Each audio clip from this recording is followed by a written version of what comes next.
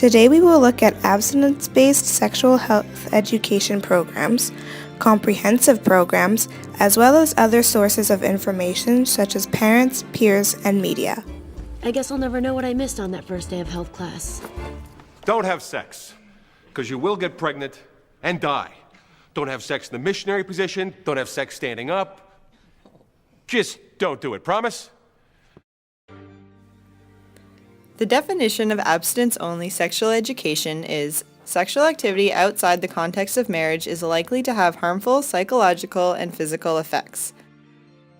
Abstinence-only programs purposely do not teach young people the importance of consistent contraceptive use for unintended pregnancy prevention or condom use for STI, HIV infection prevention.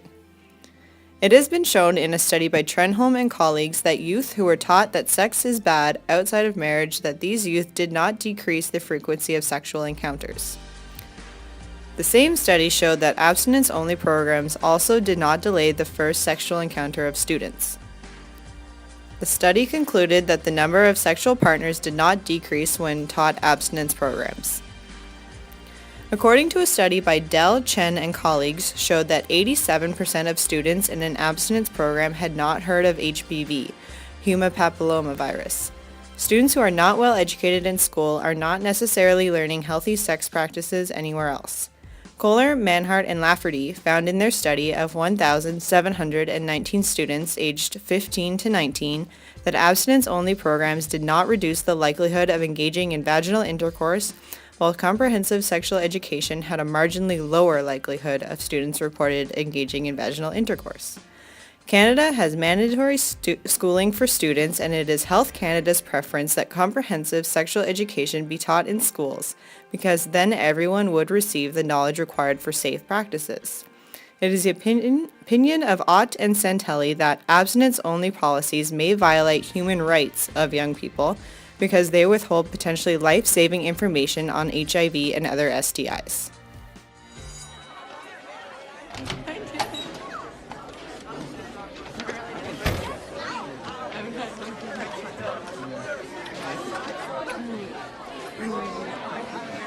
Hey, guys. Okay, settle down, everybody. Take your seats. Thank you, thank you, thank you. Stand. Thank you, thank you. Okay, today we will be continuing our discussion on human sexuality. And as we discussed, the official school policy is abstinence. Now that is very sensible. I'm glad that someone here has their head screwed on straight. I think all of us should make a pact to abstain from sex. Now, who's with me, you guys? Come on.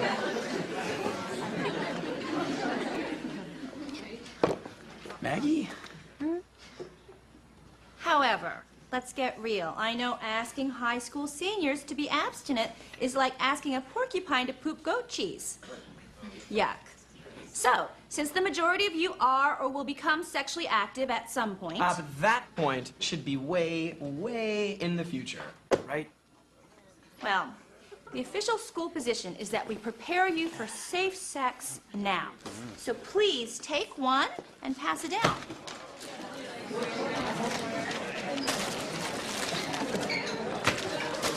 I have needs. Comprehensive sexual education teaches abstinence methods and also provides information on birth control methods to prevent pregnancy and condom use to prevent STIs. Effective sexual education recognizes that responsible individuals may choose a variety of paths to achieve sexual health. Kohler and colleagues found that abstinence-only programs had no effect on the sexual debut of adolescents. Comprehensive education, however, did marginally reduce the first sexual encounter. Having a comprehensive sexual education was not found to increase the number of sexual partners a teen had or the frequency of sexual encounters as reported by Smoke, Scott Sheldon, Johnson, and Carey. A study by Byers and colleagues concluded that teens with a comprehensive sexual education had 50% better chance of reporting they had never experienced teen pregnancy than those with an abstinent-only approach. 92% of high school students agreed that sexual health education should be provided in school.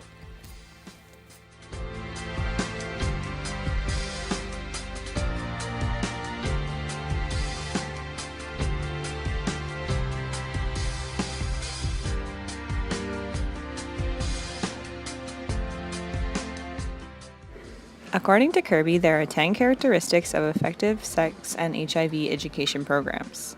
Focus on reducing one or more sexual behaviors that lead to unintended pregnancy or HIV infection. Employ theoretical models. Deliver and consistently reinforce clear prevention messages about abstinence, condom use, and other forms of contraception.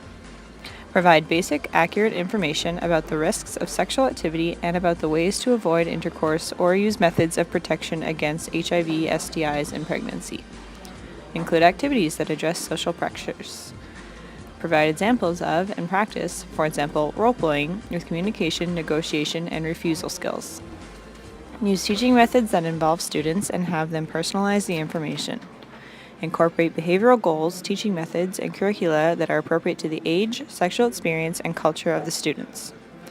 Must last a sufficient length of time. And lastly, it must select teachers or peer leaders who support the program and then provide them with adequate training. While it is important to find teachers that are educated in sexual health, most school teachers learn the skills on the job either through in-service training or self-education. Many of the school boards rely on the aid of sexual health experts at local departments of public health to make the school-based sexual health programs.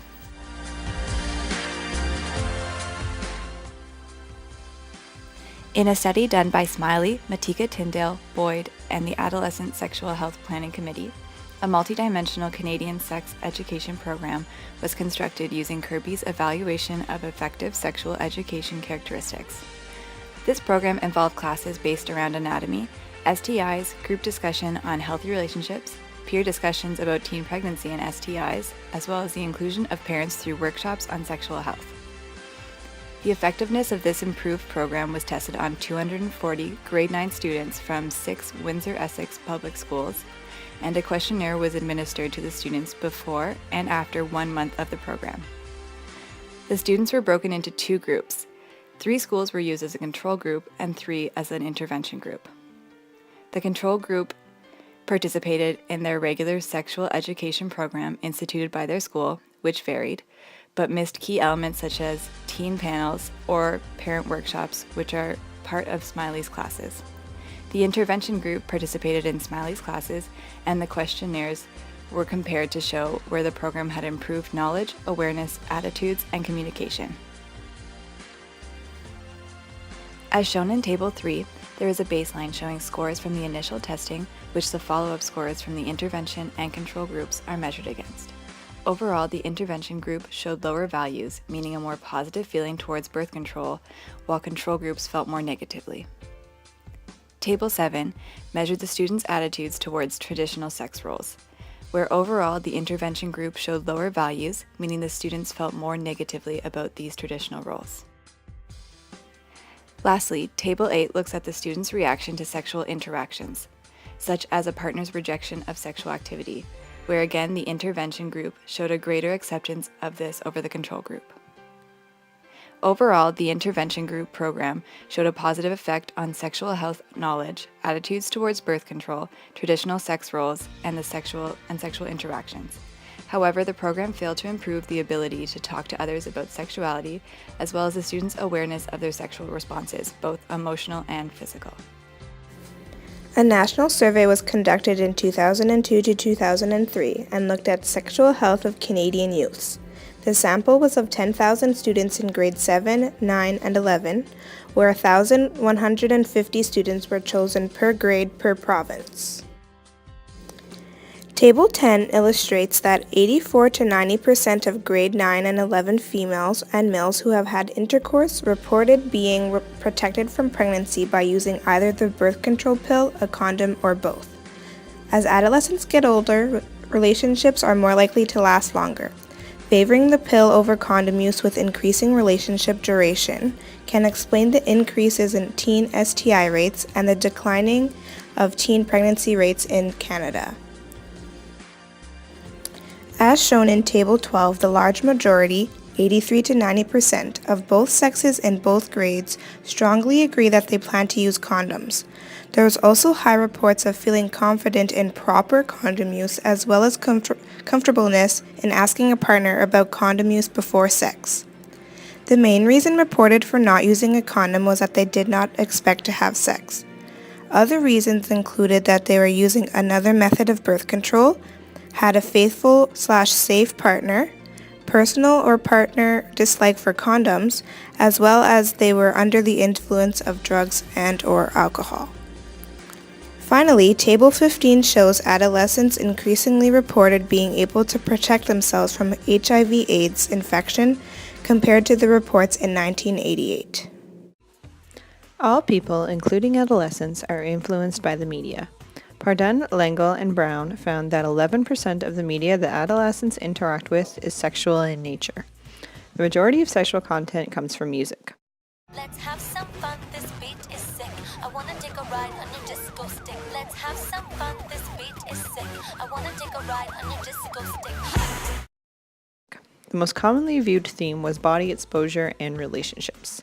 It may be that this influences adolescents and, in a sense, educates them on social expectations.